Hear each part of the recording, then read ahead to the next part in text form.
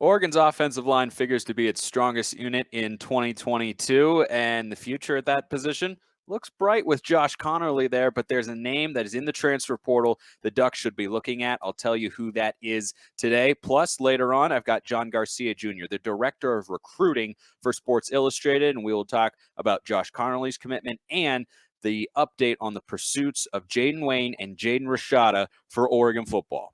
Here we go. You are Locked On Ducks, your daily podcast on the Oregon Ducks, part of the Locked On Podcast Network, your team every day.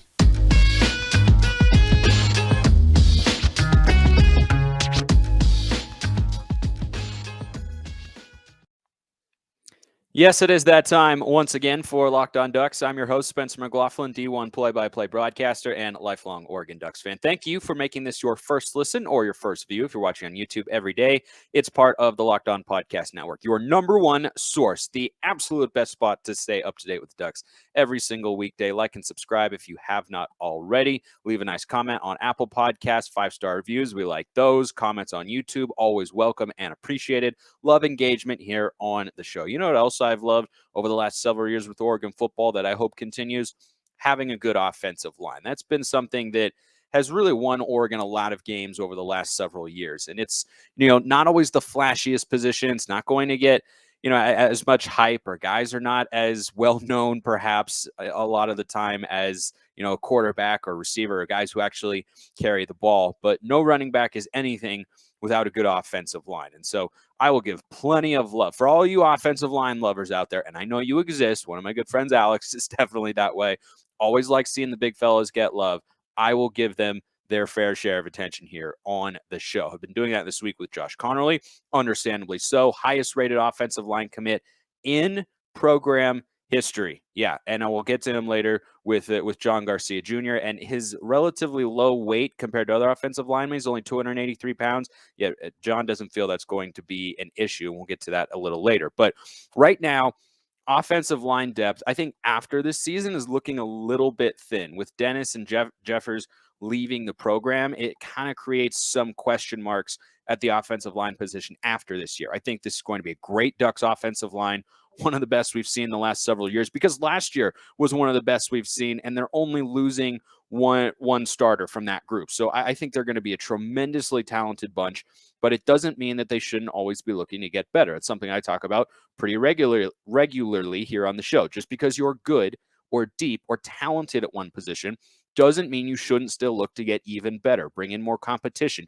You never know when injuries are going to strike, right? Going into last season, I didn't think linebackers would be an issue. I didn't think we needed more depth there. And then Noah Sewell was in and out of the lineup. Justin Flo got hurt. And then it was one on top of the other. And at a physical position like offensive line, you always want to have depth. And the guy who just might be able to give Oregon a little bit of depth in the trenches on the offensive side of the ball, his name is Clay Webb. He's in the transfer portal. Where is he coming from? Drum roll, please.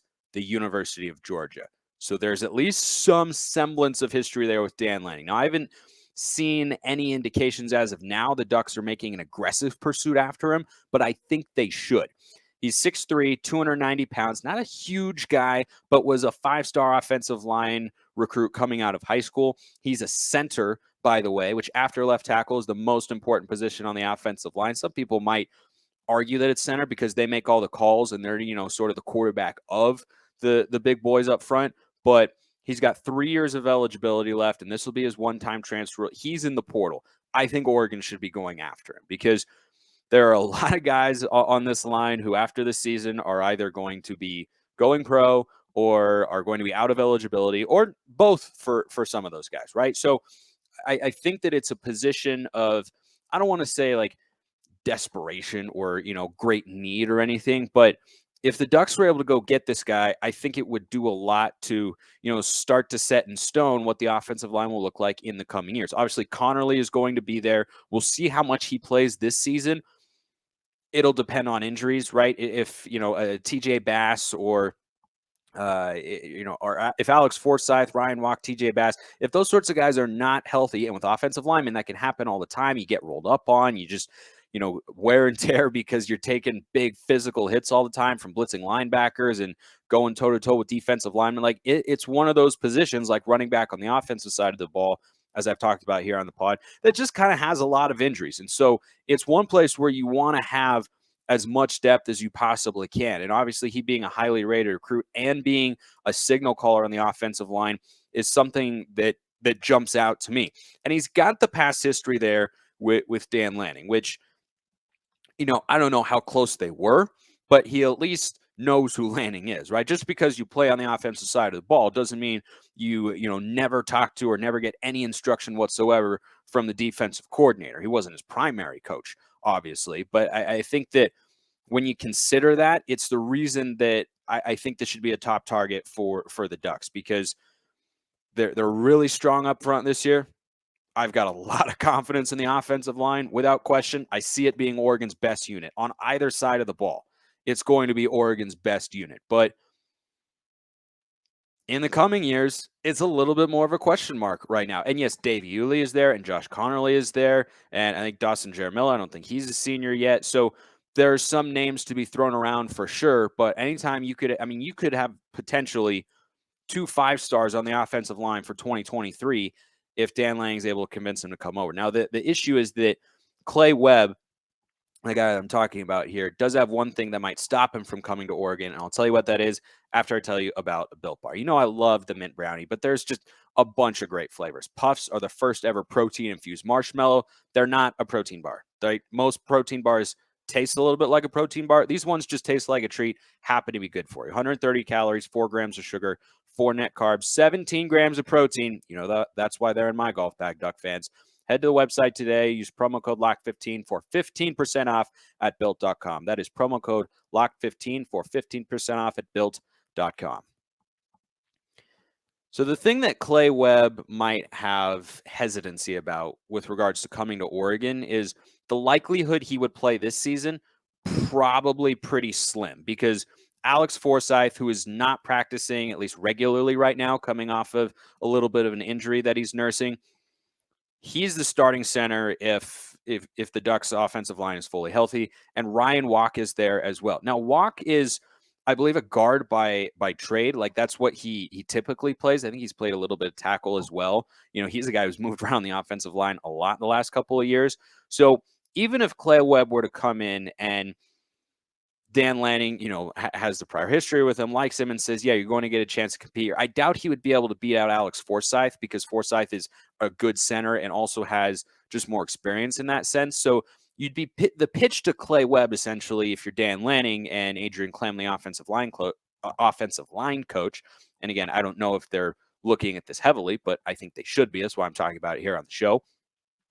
The pitch to him is, look, this year, if Forsyth is not able to be healthy, then you're probably a guy who's going to get some serious snaps at center. Remember, there's a 5-star offensive line recruit at the position that's snapping the ball to the quarterback. So it's not as if he wasn't a high caliber guy. He just hasn't been able to play as much as he's wanted to since going to play for Kirby Smart at Georgia. So the pitch to him would be, look, if Forsyth is not able to be healthy, and was in and out of the lineup a lot last year as well, then you would be our center. And after this year, which I believe is Forsyth's last year of eligibility in college football, you'd be the starting center next year. There's probably a school that could give a guy who was this highly touted of a recruit with 3 years of eligibility left, they could probably make a better offer. I still think it's worth it for Oregon to pursue him, because I like having depth up front. I really, really do. As I've been saying, a lot of injuries up there. And we saw that with Forsyth last year, and Walk had to start at center a couple times, and just moving guys around. And so if you had another body in there who's a high caliber player, I think Clay Webb could be a logical addition. Because he went to Georgia, that's the biggest reason that he caught my eyes. I was like, oh boy, this is not just an offensive line recruit. This is a Georgia offensive line recruit. So I hope the Ducks are going to be able to get him, but we'll just have to monitor that as time goes on. I caught up earlier with John Garcia Jr. He's the director of recruiting for Sports Illustrated. Absolutely love this guy. He's going to be a regular on the show, and I know you will enjoy it. So let's not waste any more time and get to my conversation with John. Great to be joined now on the pod by John Garcia Jr. He is the Director of Recruiting for Sports Illustrated, our newest recruiting insider here at the Locked On Network. John, it's great to have you here at Locked On, and it's great to have you on Locked On Ducks as well. And looking forward to this being the first of many appearances here on the show to talk all things recruiting on the football side. Yeah, absolutely. Thanks for having me. There's a lot of excitement, obviously, in Eugene, and things have been pretty nice there lately, I hear. Yeah, no, I have definitely not been complaining about the lack of recruiting wins, so to speak. Apparently, there was a small segment of Duck fans who were saying, like, oh, we missed out on Nico, and then we missed out on Agude, the transfer from UCLA, and then we missed out, and they were worried about the recruiting of the staff. And then they land probably the biggest commitment in the class of 2022 for the Ducks, Josh Connerly, the offensive lineman. I want to ask you a couple things about him, but let's just start with the basic upfront stuff. What makes him such a highly rated recruit in this class of 2022? Well, it's just the position, right? I mean, a guy who can play left tackle like pretty much day one, which is probably a prelude to a question I'm going to answer later for you, it is really rare to find in any class. And I think his location being a Pacific Northwest guy, I think added some juice to the need and the desire, and not to mention his recruitment extending so long. So I do think all of those things factor in. But at the base level, Josh Connerly has the frame. He's got the athleticism to be an impact guy immediately for the Ducks. And I think every single school in the mix for him saw something like that. It's why everybody basically reserved a spot, even though he took his recruitment longer than literally every single 2022 recruit that came before him. So a heck of a way to splash there in the end. And I think a strong indication of the ceiling of this coaching staff under Dan Lanning and some of the assistants that he has assembled is starting to wake people up from a national perspective. So I think on and off the field, Josh Connerly is a heck of a grab for Oregon, especially with who you beat to get him, right? At the 11th hour coming up against USC. So all things went in the right direction for Connerly, and I think you're going to see near immediate returns on that investment. Yeah, when he announced his final six around, I think the turn of the calendar year, the Ducks squeaked their way into the top six schools. It was going to be five, and then Oregon kind of just finagled their way, and they were barely in. But this was definitely a surprise to many. But looking at the guy himself, you talked about how he can maybe slide in and start right away. It actually might be tough at Oregon because the offensive line is returning a lot of guys from last year and is probably the strongest unit on either side of the ball for the Ducks, and they will be very, very strong this year. At least I expect them to be, and they were a season ago. They basically carried Oregon to a lot of victories. Connerly, 6'5", 283 pounds, doesn't weigh as much as like a Penei Sewell, which is who he, of course, amongst Duck fans is going to draw conclusions or comparisons to, rather, because Penei Sewell came in as a highly rated 4-star, started right away, and the offense was literally statistically worse when he was not on the field. So at just 283 pounds, first of all, one of the reasons his recruitment was late was that he was playing basketball. And I would love to see – I gotta track down the highlights of 6'5", 283 playing basketball, because I don't know how you move that guy around in the paint. But 283 for an offensive lineman is a little bit on the lighter side. Is the expectation that he'll have to bulk up to reach his full potential? Well, luckily for him, he's going to a big-time school from a strength and conditioning and performance and nutrition standpoint at Oregon. And you mentioned the reason why he's 283. He played basketball for 4 years, but that's done, right? He's all focused on football at this point. So that 283 is probably already a bit short of where Connerly will be. I would imagine when the season begins, he'll be well north of 290 pounds and much closer to 300 pounds overall, which is kind of the casual threshold that we look for in talking about offensive linemen. But yeah, watch the basketball highlights. There's a lot of length, a lot of finesse in his game, and he's not trotting down the court. He's moving up and down the court at that size. So when you pair his eventual size with that modern athleticism and length, it really becomes the ideal left tackle candidate for any offensive scheme. And I think the weight will come in very short order once Connerly gets on campus, which I hear is pretty soon anyway. So he'll have plenty of time to bulk up. I'm not as concerned about that 283 listing as maybe others are, but it is still something to keep an eye on for sure. And he's a guy who played on the defensive side of the ball as well. And when you look at the scouting reports on him, they say he would have gotten Power 5 offers to play defensive end or maybe defensive tackle at that size. Do you think that as an offensive lineman who has reps on the other side of the ball, and not just a handful, but extensive ones from what I've come to understand, do you think that's an advantage as an offensive lineman? You sort of have that instinct of, how he's going to make this move or how he wants to, approach the scheme or the little stuff like that plays in the mental side of it. I always look for elite prospects that play on the other side of the ball that counter their projected position. Receivers who play DB, linebackers who play running back, O-linemen who play D-line. I mean, it's just a natural progression of understanding. And I think it gets you on the field that much sooner because you have that foundation intellectually to say, hey, I do know what is coming my way. I do know if my responsibility is to reach block on this play, I know what the defensive counterpoint is supposed to be as a defensive lineman when I'm getting reached on the backside. So that is something that gives you an invaluable amount of knowledge and experience. And those are the kind of things that help you make up for time, which is the one thing that is really against Connerly at this point. He's not an early enrollee. He's a summer guy who's coming in who needs to put on that weight. So how else is he going to cut corners and maybe see the field a little bit sooner than maybe having that on-field experience on defense can help him trim the margin there a little bit. Well, Connerly was one of the wins that the Duck fans have gotten, and we're certainly happy to have him. But it looked like we were going to be getting a 5-star quarterback in the class of 2023, Nico Iamaleava. I hope I'm pronouncing that correctly. That's how I've been mostly pronouncing it since I started talking about him here on the show. He goes to Tennessee. We've already gotten into all that here on the show. You can go back and listen if you want. But one of the next quarterback names in the class of 23 that's being thrown out there associated with the Ducks is Jaden Rashada from Pittsburgh, California. So what's sort of the status of his recruitment? Because I haven't heard any news as of late. Now, you're, of course, the insider. That's why we bring you on. So maybe you've got some intel there that I've not been able to track down. But what's the latest on his recruiting, kind of where he's leading, and where's Oregon in that mix? Well, he just visited Miami. Arkansas is next up this weekend, and then he wants to get to Oregon sometime after that. I'm not sure if the date is actually set for his return to the Ducks, but he does want to see what that program looks like early here in 2022. It's going to be a wide open battle for Rashada. I think Ole Miss is in the mix there as well.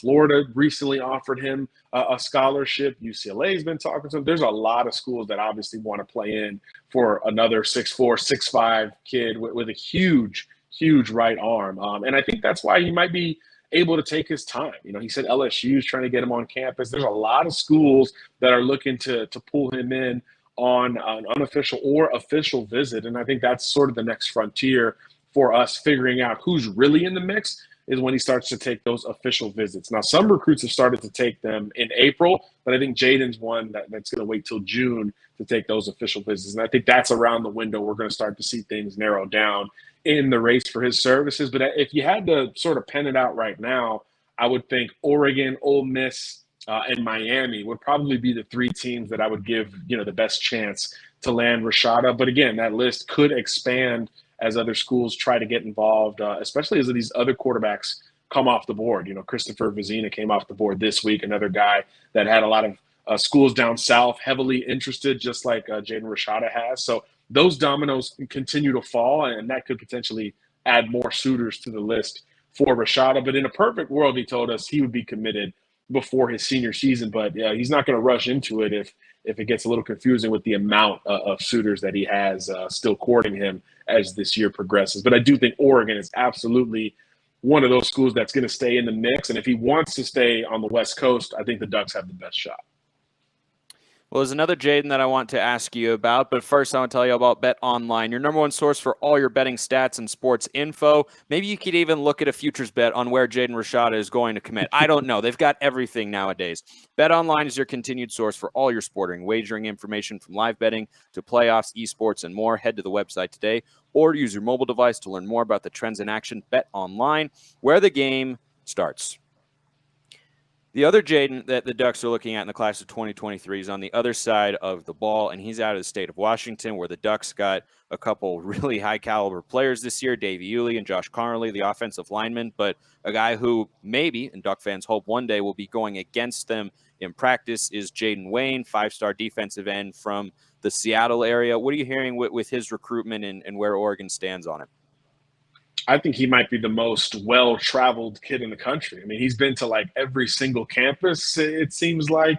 He was just at Alabama once again for another visit, and he's publicly said that the Crimson Tide is in the lead for his services. But there's no timetable. This thing could extend all the way to National Signing Day. And with a kid of his caliber, schools are going to shoot their shot all the way through the process. So it's no foregone conclusion he ends up in there in Tuscaloosa. Oregon is in the mix here. Washington, of course, the local school USC's gotten him back on campus recently. I think LSU was his most recent visit before that. I mean, it is a truly well-traveled recruit. I think Florida and Georgia at one point were in the mix here, Ohio State. It is really a who's who list of schools after Jaden Wayne. But again, you go to the recent success and you start to think about who Oregon has on staff here defensively, right? Obviously, Dan Lanning, a defensive-minded head coach. You go to Tosh Lupoy, who individually on the West Coast, one of the best position recruiters maybe in the modern era. He's been in the NFL the last several years, so we're learning more about his maybe refined style. But obviously there's a strong track record there as well. So I do think that Oregon is going to stay in this race for the duration. But that's the key. How long is Jaden going to take his recruitment into this year? But he's well traveled. I'm sure he'll be back on campus at Oregon again sometime soon. But at some point, a kid's got to start to narrow his list, and I do think the Ducks make that cut whenever he makes it. Well, if he didn't have the chance to travel and see the country when he was a kid growing up, sounds like he's had the chance to see it all. Was at Louisiana, Georgia, Florida, Alabama, or what was the other? There was another big name school that I'm missing in there. USC, yeah. USC. I mean, he's been everywhere. Goodness. He's everywhere. But you expect the Ducks to be thoroughly in the mix for him. I do. I think the proximity to home is going to factor in at some point.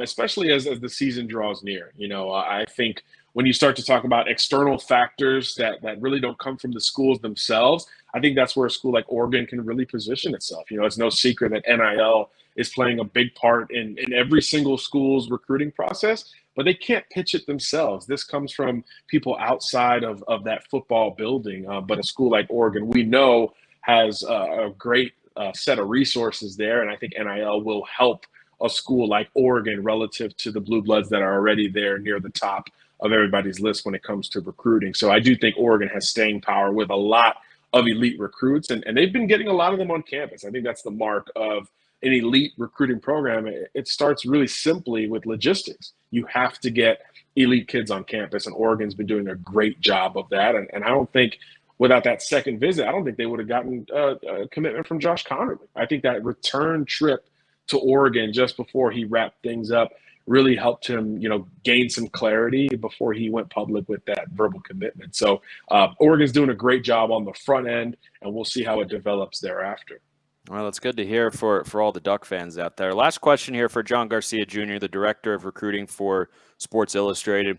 A lot has been made of this Oregon Ducks 2022 football recruiting class. Me personally, I've been more than pleased with how the staff has performed. You have Cristobal and everyone leave, and then Lanning is hired, I believe it was sometime in January, or it was announced. I don't even remember. It was, a lifetime ago, but they take over mid-cycle. The recruiting class had fallen down into the 50s and 60s nationally. Now with Connerly as the headliner recruit and the only 5-star in the class, it's up in the top 15, 20 range, somewhere in there, depending on where you look. But when you look at this class of recruits for the Ducks, a lot of times what happens is, we talk about all these guys and the potential that they have, and sometimes that pans out and sometimes it does not. But who are the guys that you think, maybe one guy in particular who you think could have the biggest impact as a freshman in the class of 2022 for Oregon? Like which guy are we going to be talking about most in the fall? Look back and say, oh man, remember when he committed? Boy, that seems to be going really well. Who's the one guy? Well, it's still hard to go away from Connerly. You mentioned the position being secure on the offensive line, but as the season progresses, there is going to be some attrition there. It's just the nature of the sport of football. So I think mid-season to late season, I do think we'll hear more about a Josh Connerly on the front end. You mentioned Jaleel Florence off air. I think there's a lot of turnover there in the secondary, and guys have changed positions. I covered Triquez Bridges out of high school in the Alabama area. He's moving from corner to safety now. So there's more nickel spots available. There's more diversity that we might see with an aggressive Dan Lanning type defense for Oregon. So I think there could be some spots there in the back seven, linebackers and secondary, where some true freshmen can potentially make a stronger impact. So I would look there as well. But it's really hard to bet against Connerly. There's a reason that so many people legitimately reserved that spot for him as long as he wanted to take the recruiting process. Connerly, Florence, I mean, those are definitely two of the headliner recruits. One more quick question that I didn't prep you for ahead of time, but I trust you, John. Is there a sleeper in this class that you can think of, like for the Ducks? There's one guy like, hey, he's flying a little under the radar, but don't be surprised if he's a 3-star guy who pops, or a low rate of 4-star, or any guy like that. I don't have a name for you specifically, Spencer, but when you transition from one coaching staff to the next, there is a different feel for the guys who are quote unquote your guys. As for Dan Lanning, obviously, the guys who signed with the Ducks in the class of 2022, particularly in February and in Connerly's case in April, those are the guys that, when push comes to shove, those are the ones you're going to be linked to more closely. So I would suspect that, all things even, one of these lower rated guys would emerge later in the year, particularly, again, you're talking about a new defensive scheme, whole new offense, a new quarterback leading the show, regardless of who wins that job.